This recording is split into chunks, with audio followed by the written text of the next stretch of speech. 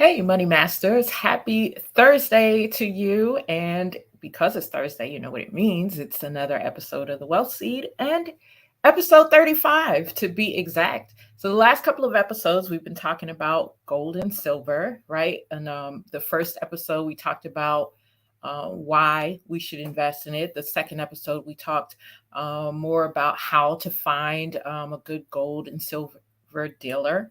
Today, we're going to talk about coins, bars, and rounds. And I have a special guest with me today, which we'll be introducing for some. Some of y'all may already know him. And we'll be introducing him here in just a second. But of course, you know, we always start out with our crazy money story. You know what? I'm going to go ahead and introduce this guest because I want his input on this crazy money story. So, hey, you. How are you? Good. How are you? I'm better now. Good. Who are you? I'm Rob Johnson, Yeah. husband of this beautiful wife of mine, Lexi Johnson. And And I'm just enjoying being on the this wealth seed with you today. uh-huh. Okay, that's great. And I'm in loving that he's in loving being here, right? But I want you to tell the people what you do. Oh, of course, I'm a builder. I build residential and commercial structures. I practice naturopathic healing. I use herbal medicinal medicines to do that. I am a youth minister. And one of the things that I enjoy doing is teaching youth about money. And one of the things, as you know, the name of my company is Zero Nair LLC, which Zero Nair is a socio-cognitive economic model that teaches individuals how to be free in their life, utilize resources, particularly monies, or without monies. Some of the things that included in the seven principles. We don't want to go over the seven principles today, but the Zero Nair, and it's also the name of my construction company. Some affectionately know on my platform as Rob the Builder, and on other platforms where I do youth ministry, others know me as Master Guide, Mhm. Wilderness Trainer. And so those are just a few things. I could go on, but I'll just leave it there. Suffice it to say, right? True entrepreneur wearing many, many, many hats. So, but he's here today because we're talking about gold and silver, and I know that that's something that he's pretty Yes. passionate about, as am I. And so that's what we're going to talk about today. But first, before we get into our topic, it's our crazy money story for this episode. So typically, I share with the audience, just something crazy having to do with money. We've talked about before, this lady leaving a bunch of money to her dog and, Oh silly boy. stories like that. Right. But today is a crazy story, but it's more relative to what we actually have going on right now, which is the Fed announced Oh boy. its 10th rate hike just a couple days ago. Hmm. And so now it went up a quarter of a point. Where are we? Between five and a quarter, or something like Yes. that. Hmm. And so, how crazy is that? That's crazy. Yeah. It's crazy for many reasons. One of the things that we thought about the transitory situation of having hikes, when the federal government says that hikes are going to be transitory, it means that it's going to happen for 1 or 2 quarters. Mm-hmm. And I think, as you just said, this is the 10th quarter. It's the 10th time they've raised. Right. So Yeah. it's the 10th time that we've gone into a hike. And so we can kind of say that it's not transitory, meaning that it's not a temporary thing. It's something that's going to continue to happen. And why does that happen? If the law of supply and demand tells us that if you've got 10 people and you got 500 oranges, all of the oranges, although oranges have value, Mm-hmm. but in an area where nobody was like, it's 500 oranges over there, we're good.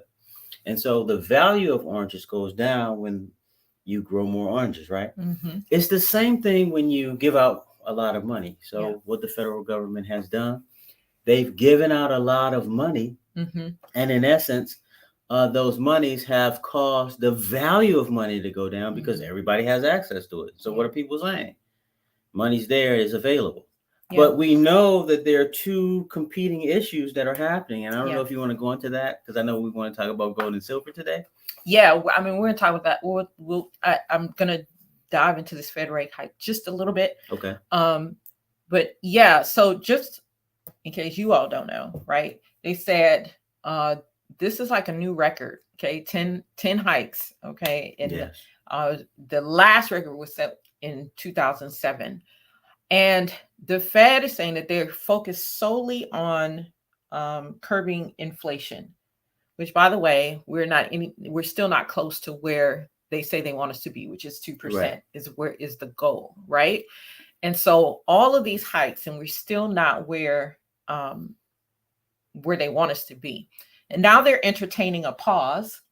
So they haven't made an announcement yet that they are actually going to do this pause, but they're entertaining a pause, which is, all of these announcements are causing the markets to oscillate to do what they do, right? And so how does that affect you and I, though? Because the Fed hike rate, what it is the Fed increases the rates for what the banks charge each other. Yes. To borrow monies from each other. However, that does trickle down into like your mortgage loans, your auto loans, school loans. Yes. Things like that. Mm-hmm. And so, yeah, that could, this is how Fed rate, the hikes affect us. Yes. And the other piece that people it indirectly affects is how much eggs are, how much gas becomes, because then, I mean, if there's a situation where people are stuck, because usually as inflation rises, the interest point rise, then people can't afford to do whatever they thought they were going to do, and they feel stuck. Mm-hmm. And so what happens when you feel stuck? You don't want to be in that position. The essence of moving to the next level is further, at some point it was in grasping, in a grasping area where I'm right here at this thing and I can do it. And now it seems further down the road. Now it's outside of your grasp. Mm-hmm. And so when you think about those things coordinating finally in your life and how it changes, for instance, how you stay in a position. If you're going to get an increase in that position, if you want to leave your job and leave that position and now go and try to upgrade, or something as simple as now you're stuck in your house, but do you now, since you were thinking about upgrading your house, now you've got to fix the things that's in the house now instead of selling it. Mm-hmm. And so those little small decisions are indirectly associated with these hikes. Right. And so there are concerns from some, political side or not, but there are some concerns from some that, the hikes are going to push us into a recession because of that, because people are going to slow down. Yes. They're not going to be in a rush to go out and get a mortgage loan, auto loan, or loans for that matter. Right. So there's that concern, which again triggers what's going on in the market. So if you're just joining us, we are in our crazy money story section, which we were talking about the Fed rate hike, the 10th hike, which has set a record since 2007. Right. We have not had this many hikes. So I don't know. I think we'll stop there on that. Because we can actually talk about that for the whole show. We could talk about it for the whole show. But what I want you all to do is to, to make sure that you go and check out what this means for you and what this means for your finances, right? What decisions do you need to be making as a result of what's going on with the Fed rates? And of course, because we here at Money Mastery for Her are believers, right? We're not afraid of what's going on at all. We are not afraid. That's a great point. We just educate ourselves and we prepare and we make some strategic moves based on these things that we see. I can't even say based on the things that we see happening, but we move strategically And we know and understand that, we serve a higher power who owns it all anyhow. Yeah. Right. And so that's why we are not afraid. Okay. And even as it relates to the higher power, you have to understand that God didn't create the fiat cash. Exactly. He created a seed that is in abundance. Exactly. And that seed has a tree, and that tree has fruit, and that fruit has trees, and it continues. And that's in all of the food we need. And that's in the freedom from the water that we have, and the trees that the seeds create. We can tear those down and create housing from those. So God definitely put us in a position of freedom. It's just that we catapulted ourselves in a position of money, and then we caused the slavehood of terms, or we caused the ability to have to use these systems so that we can oscillate in and out of how we pay bills, etc.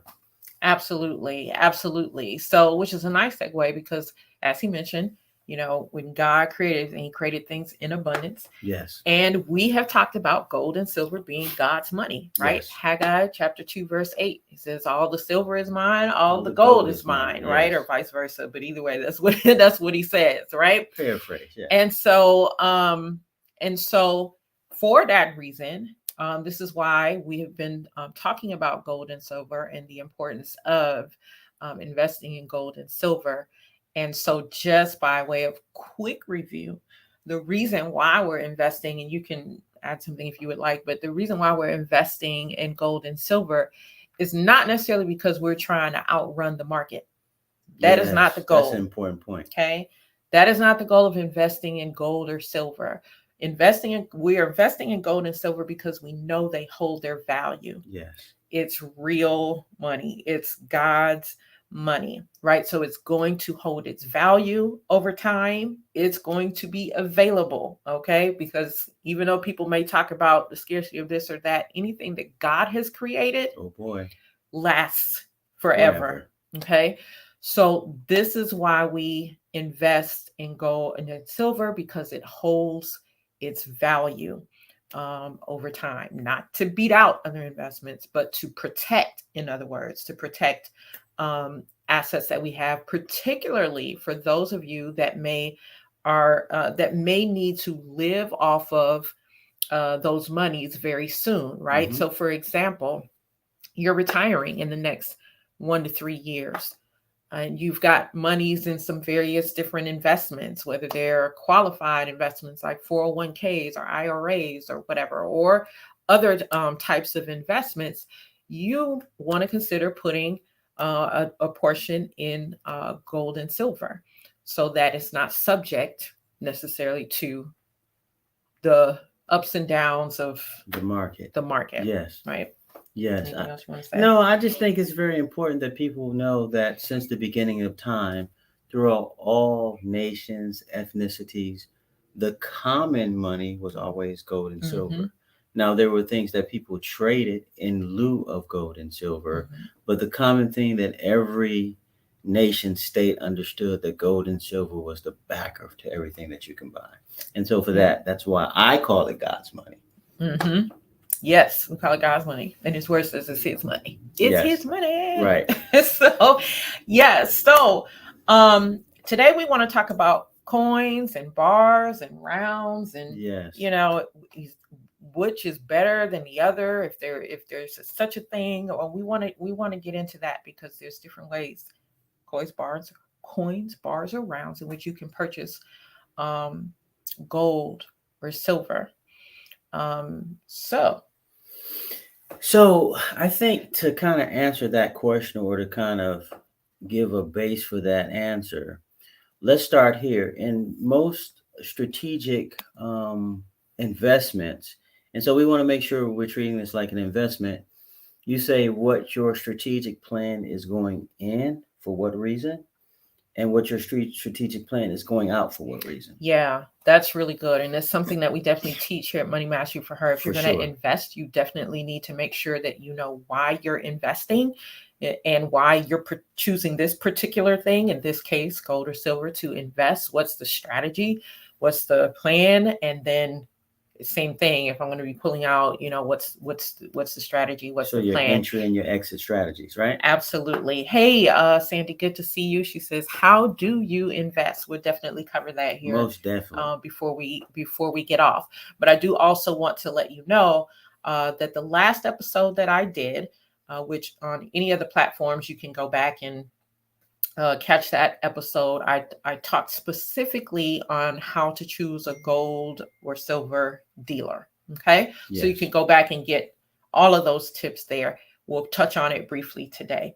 So, okay, so let me start with this question, because you and I had a discussion as we were talking about doing this, and you have a preference for whether it's gold or silver at Yes. this point in time. So do you want to share? Yes, I mean, I can share openly. preferences? So, because we're going through a transitory time where we may go from having a fiat cash to actually having an all digital currency, Mhm. my preference is silver, and I'll tell you why.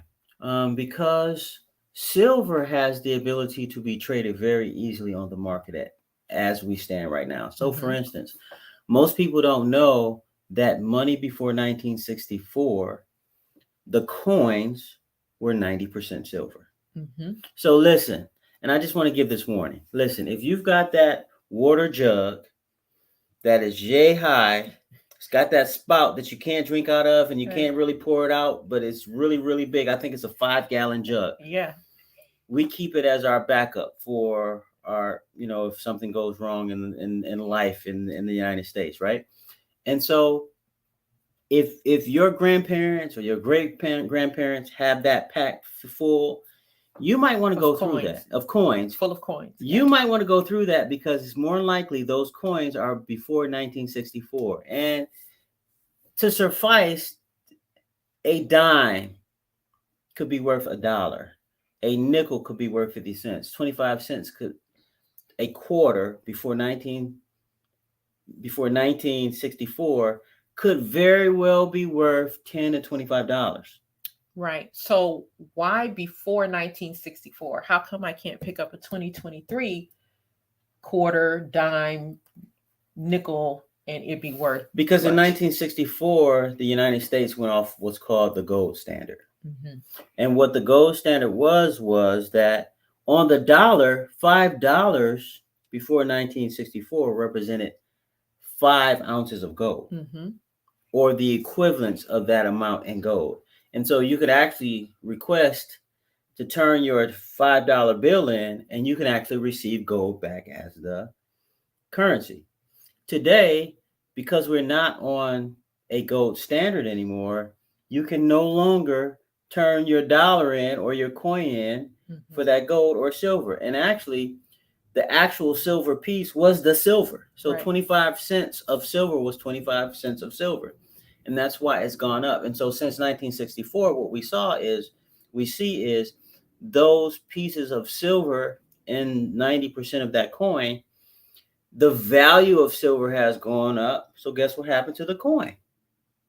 The coin has gone up. Mhm. And so now, for me, somebody already knows what a quarter looks like when I come to the store and I give them the coin, right?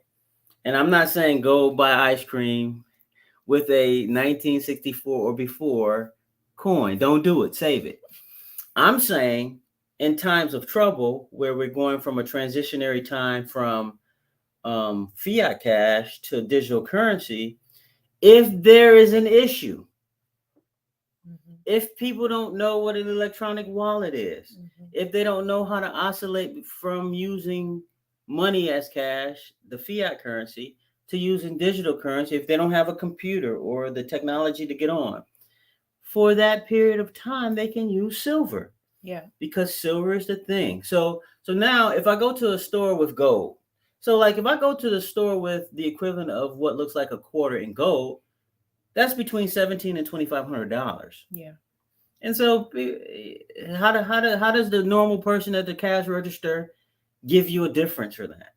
But if you go with a regular quarter, that may be worth $17 to $35 at the time.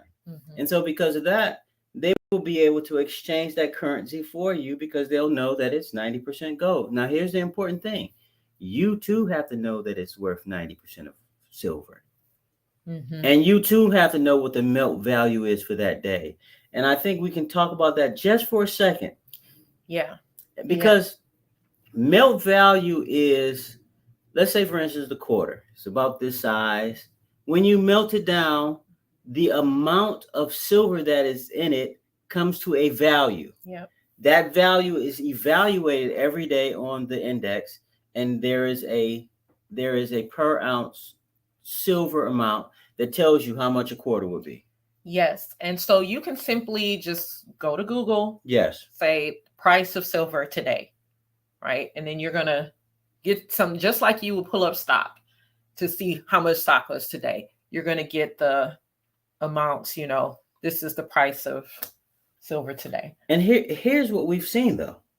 We've seen, and this is why I'm talking about my preference a little deeply, because what we've seen is that where there is inflation, which is what we're in right now, if inflation ever goes to hyperinflation, then that 25 cents may go from being between $17 and $35. It could go up to $150, one quarter. Yeah, absolutely. Absolutely. So check your coins. Make sure, see if you got any coins that are dated before 1964. Yes. You're going to want to keep those coins. Okay? Don't let those coins go.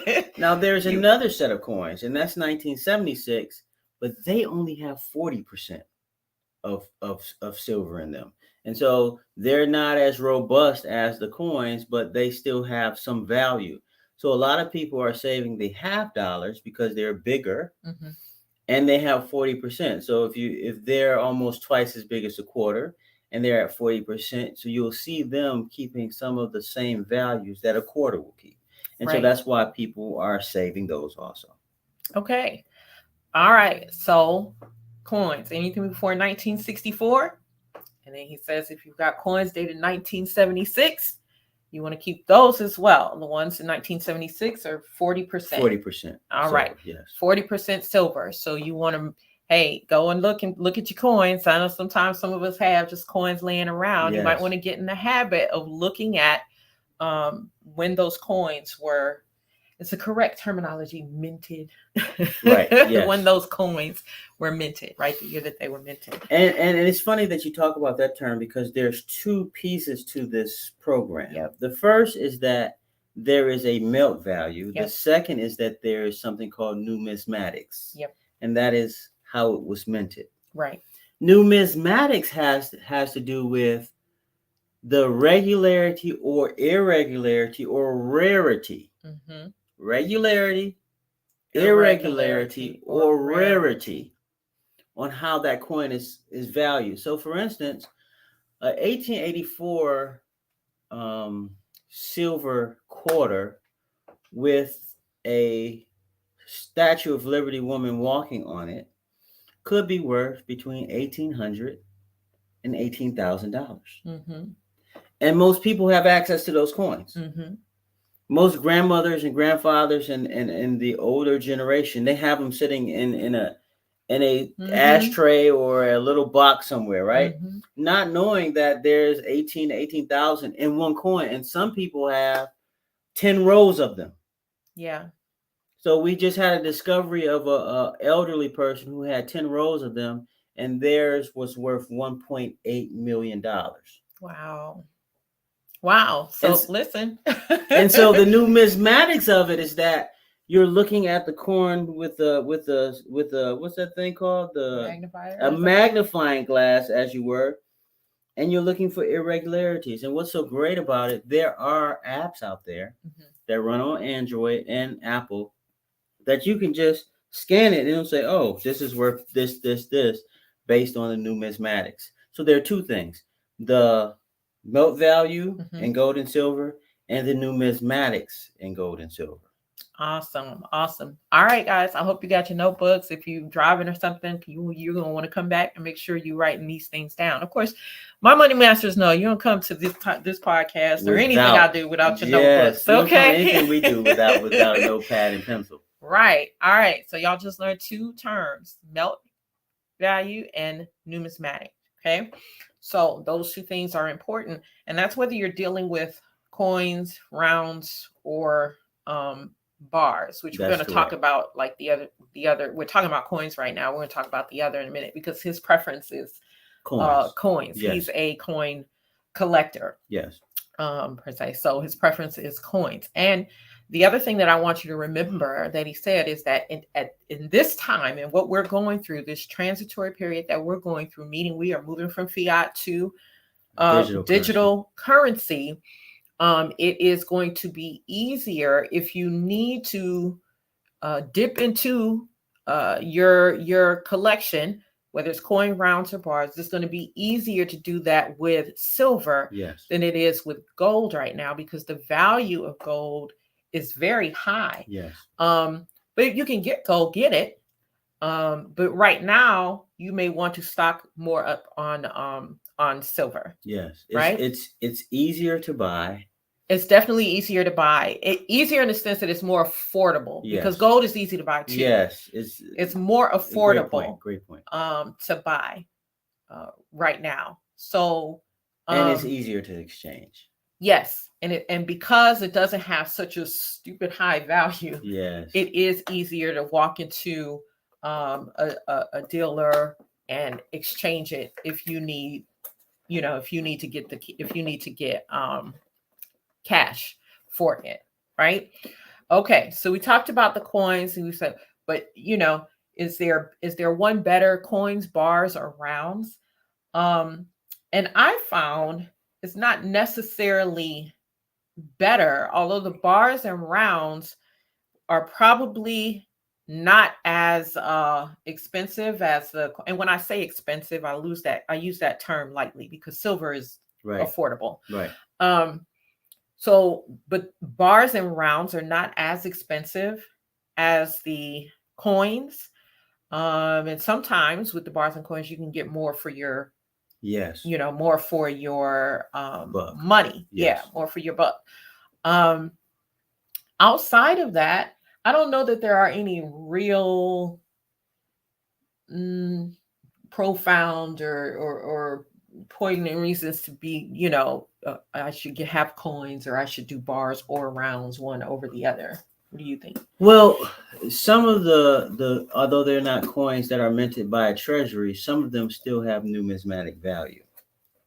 Yes. And so something as simple as a Olympic coin that is in gold may carry more value than a simple non-branded. Right. And before you go any further, let me just break that down. Okay. So when he's saying that it's not minted by a treasury, coins are minted by their government. Yes. Okay.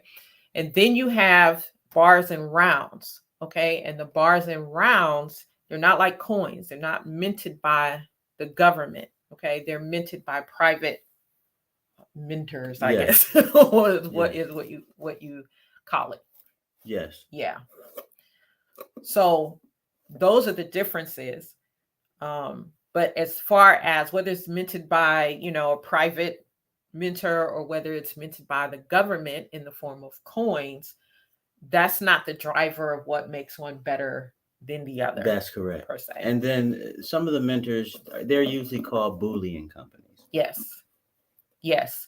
And then, like I said, you want to make sure, that you vet the different companies. Last episode, I gave about, I think 7 or 8 things that you want to look for. Most definitely. But we can mention a couple here. Sure. Right now. So one of the things that I always do is I look at how people who have used it over the course of 5 to 10 years, how the return on the value of that particular coin does. And then 99.9999%, there's always that 0.0001% that's always missing in something, because you can never cap off so there's always that. And so when you're doing it, you just know that you're getting 0.99%. It can go down to 0.996%, but that means that the bullion company doesn't have the purification processes that they need, and stay away from those. So because I only get 999%. Yes. And so 99.9%. yes, 99.99%. And so that's going to be some of the things that you're looking for specifically. The others, if they don't resell other bullion companies things, but they have their own branded names. That's one of the reasons why I use a corporation, because now it means that they're licensed through the government to actually be a dealer of what they're selling.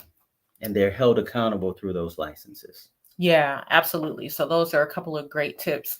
And one other that I spoke about last time is that you also too just want to make sure that you check out their return policies, because you just want to make sure you know if you get something and you look at it and maybe it's not quite right or something like that, you want to know how long you have to return it.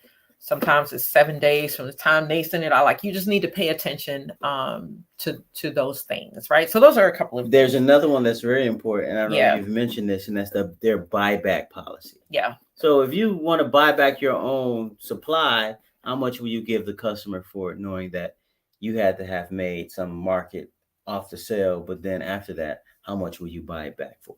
Exactly, because they're dealers, right? So they buy and sell. Right. Okay, so you might need to. Okay, I need to bring this in. I need some cash. I need some, whatever. So you do want to know what their buyback policy is. Okay. So again, there's not a huge difference between buying coins, bars, or rounds. It's really just a matter of preference. Yes. His preference is coins. Mine happens to be bars. And I've shown you all before, like a bar that I got, and again, you can get it for really, you can buy them in 1 ounce, 5 ounce, 10 ounce. And so that's the part that makes it very affordable, particularly silver, because you can buy an ounce for just depending on what the prices are, at that time you buy it. But I've seen like 30, I've seen like 20 something. I've seen even under $20, depending on, the type of bars or rounds or whatever that you're looking for. So this was one that I purchased. It's 1 ounce. And I did this just to show you all it's very easy and it's affordable. And I think I paid close to $30 for this. And that was I think it was including like the shipping and stuff.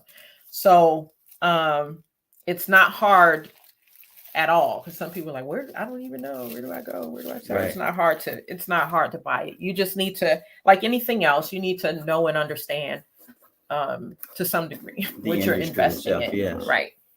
And one of the ways that you can tell the investment, one of the things that we see is when the market goes up, the cost of silver and gold goes down. And so in most cases. So the best time to buy is when the market is up, because most cases silver is going to be very low, gold is going to be very low.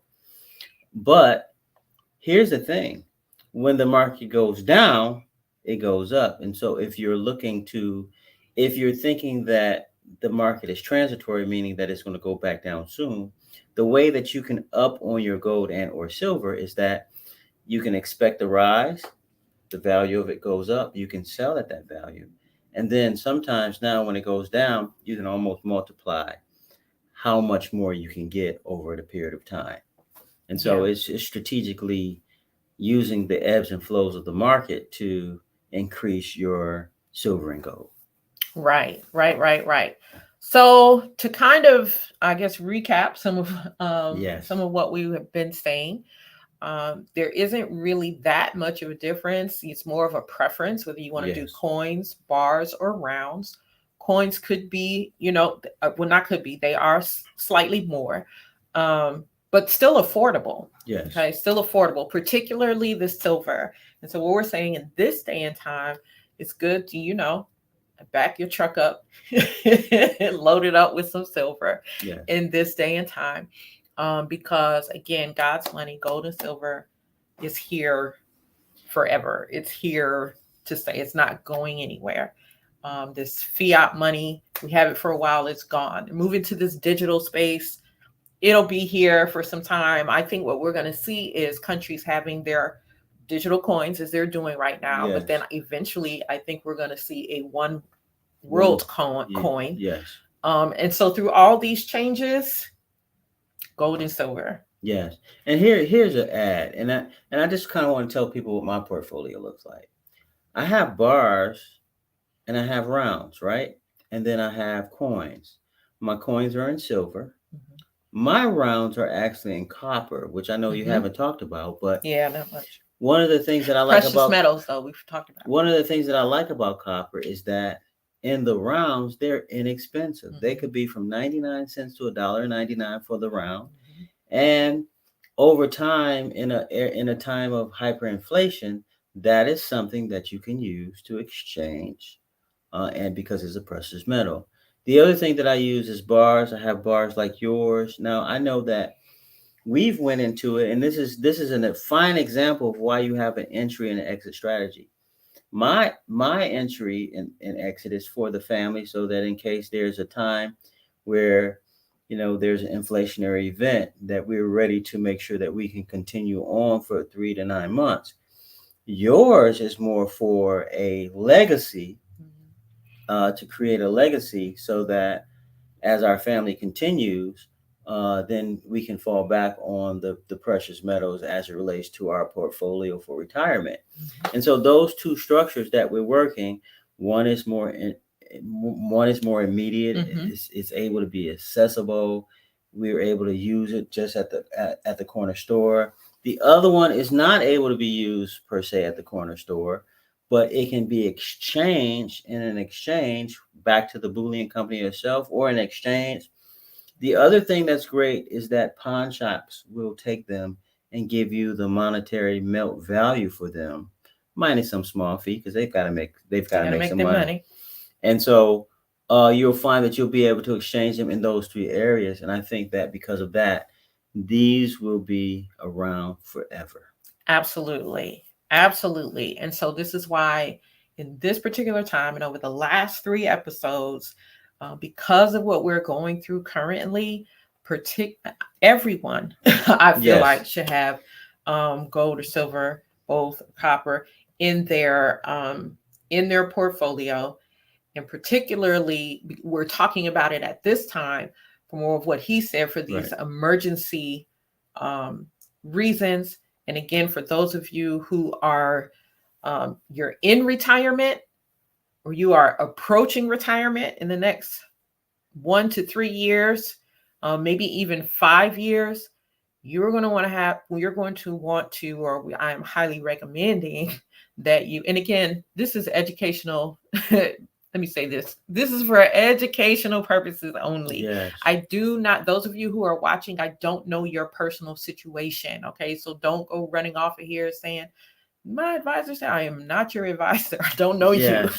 And that's why I know you. I know we you. preface it with the But base of entry strategy and yeah, exit strategy, because that's all based on your financial plan. absolutely. So, but what we're saying is for emergency use, you want to have a portion of your emergency funds in gold, silver, copper, or certain other precious metals. Okay. That's what we're saying. All right. Um, you all are free to ask questions as we kind of wrap up here. If you have any, we'll answer. Hello, Patrick. Good to see you. And if there aren't any questions, we will continue to wrap up. Okay. So, again, silver, it's affordable. You can, you can purchase some right now. You can go to a local shop. You can do it online. Again, see my last episode. It's going to give you all the tips on what to look for when you are, picking a gold or silver dealer or a precious metals dealer in general. But you do want to make sure that a portion of your portfolio is in precious metals. Okay. Okay. Okay. All right. Any final things that you want to say? Well, I just want to make sure people kind of understand the difference between melt and numismatics. And the way that you can do that is you can pick up numismatics books in any of the libraries, Barnes and Nobles, even the store Ollie's. They carry a lot of numismatic books because a lot of people are starting to get into it now that we're going to digital currency. And as we're going to digital currency, if anyone out there understands how to exchange um, the coins, the rounds, or the silver to a digital currency, feel free to contact us because we would like to begin to not only have a repertoire of ways to exchange actually in the market that we live in, but maybe in a market where we don't live so that we can get a higher value back in exchange for the gold and silver because some people feel insecure with only the digital currency and they're willing to exchange at higher rates because you have them for exchange for the ones that you have. And Yep. so if we can capitalize on that as a family and you can capitalize on it as those who are listening to this podcast. Yeah, absolutely. Absolutely. So Sandy says, great information. I know I am ready to invest. Yes, ma'am.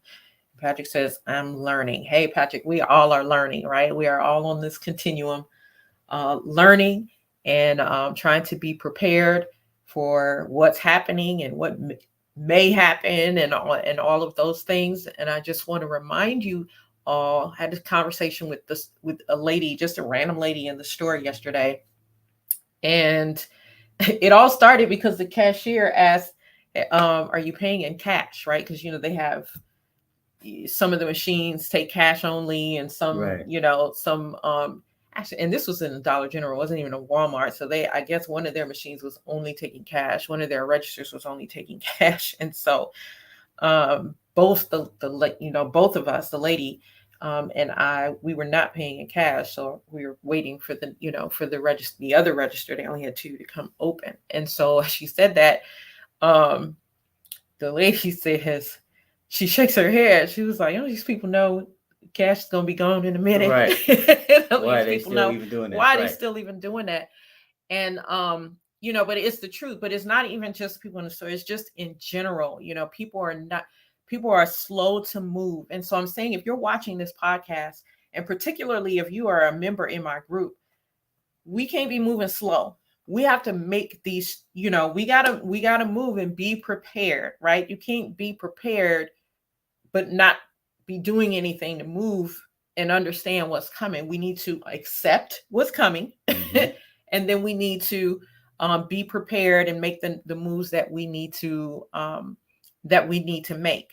Okay, so investing in gold and silver is part of it. Making sure you have a digital wallet is part of Oh it. boy, There's so that's a many other different big part of it. things, Yes. but for all of that, you can get on my calendar and I'll tell you how to do that in just a moment. We're so grateful that you chose to spend time with us today. Yes. I'm grateful to my guest, my homie lover friend, my hubby, Mr. Zero Nair himself. Thank you for taking time. He's such a busy man. Such a busy man. Thank you for taking time to chat with me and my audience today. And I want to take a moment right now to give a shout out to some new members in our community. And if you want to join my private Facebook community, Money Mastery for Her, you can do so by going to the link there below.